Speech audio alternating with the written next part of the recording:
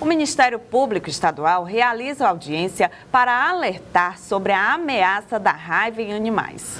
O Conselho Regional de Medicina Veterinária defende ações integradas para a prevenção e controle do vírus que transmite a doença. Na audiência pública, a promotora Denise Aguiar ouviu representantes da Prefeitura de Teresina, Governo do Estado e Conselho Regional de Medicina Veterinária. O Ministério Público do Estado cobrou explicações sobre registros de raiva em animais na região de Teresina. A Fundação Municipal de Saúde e a Agência de Defesa Agropecuária do Piauí mantêm equipes técnicas e ações de monitoramento da raiva. Nosso programa consiste em fazer o controle dos principais transmissores da raiva para os herbívoros, que é o morcego hematófago. Então, nós realizamos ações de captura desses morcegos hematófagos, né, em currais, em abrigos, e fazemos o controle da população desses animais, dos morcegos hematófagos, né? Lembrando que não é porque um animal aparece sugado por um morcego que esse animal vai estar com raiva. Ele só vai estar com raiva se o morcego hematófago que sugou ele tiver acometido da doença também, né? Porque o morcego também é uma vítima da raiva, ele termina morrendo de raiva. Então, não é porque eu tenho lá no meu rebanho um animal que foi sugado por um morcego que, consequentemente, ele vai estar com raiva. Ele só vai estar com raiva se o morcego tiver a doença também ou se também não tiver, o animal não tiver sido vacinado, né? O rebanho não tiver sido vacinado. Então, por isso que nós da ADAP orientamos sempre a vacinação dos animais susceptíveis, porque a única maneira da gente estar prevenindo o nosso rebanho é fazendo a vacinação deles. Esses casos envolvendo registros em saguis e macacos? O vírus da raiva, ele acomete todos os mamíferos, né? Inclusive nós seres humanos, é uma doença que pode acometer nós seres humanos também. Então, se existe a doença nos saguis, é porque existe o vírus circulando, então a gente tem que proteger os nossos animais, vacinando sempre. Na verdade, assim, a vigilância, a agência zoonose, ela é responsável pelas ações de vigilância, controle e prevenção. Então, para cada agravo, você tem estabelecido pelo Ministério da Saúde o protocolo, tanto para as ações de vigilância como também de controle. Então, especificamente em relação à raiva, você tem o protocolo para a raiva silvestre e para a raiva urbana. Para a raiva urbana, uma medida tanto de vigilância é a coleta de material de algum cão ou gato com sintomatologia nervosa, como também animais agressores. E também como prevenção a vacinação em massa. Já a raiva silvestre são outros protocolos.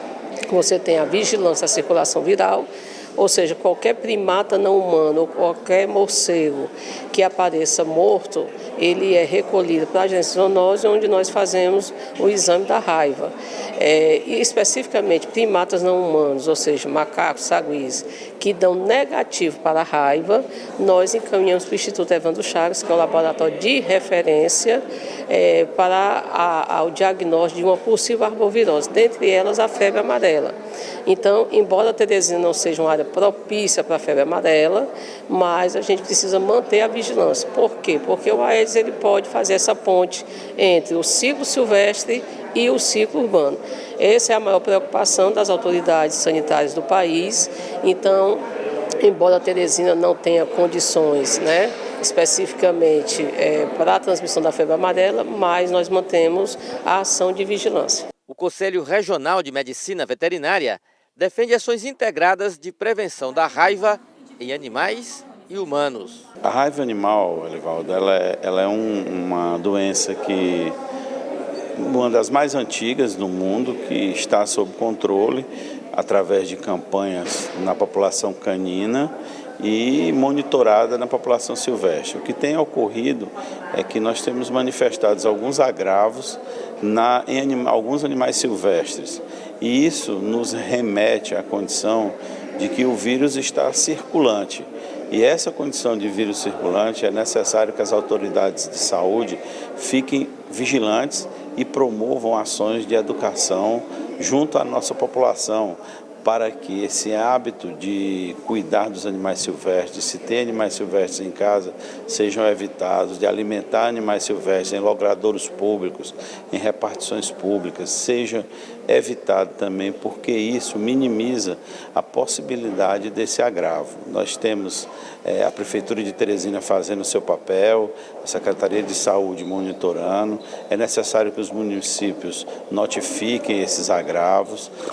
A ADAP faz muito bem o controle da raiva dos herbívoros, então as instituições estão monitorando, mas nós tivemos casos em Sagüís, nós tivemos casos no município de Coivaras de bovinos e nós, como Conselho Regional de Medicina Veterinária, é um órgão que preocupa-se com a nossa sociedade, nos deixou em alerta. Por quê? Porque o número desses casos, não podemos dizer que é uma epidemia, não, de maneira alguma, mas nos remete à condição de vírus circulante.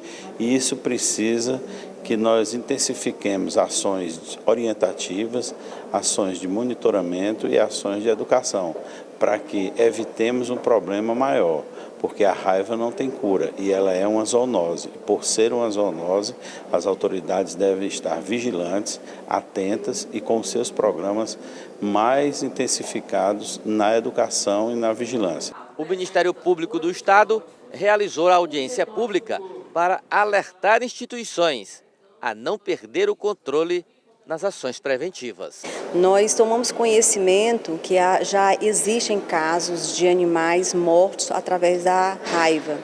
E isso nos causou muita preocupação, né, na Grande Teresina. Inclusive, nós tomamos conhecimento que já atingiu a cidade de Coivaras. Então, nós reunimos todos os órgãos que tratam do assunto para que a gente tenha realmente o conhecimento e que possa tomar medidas adequadas para que isso não torne uma epidemia.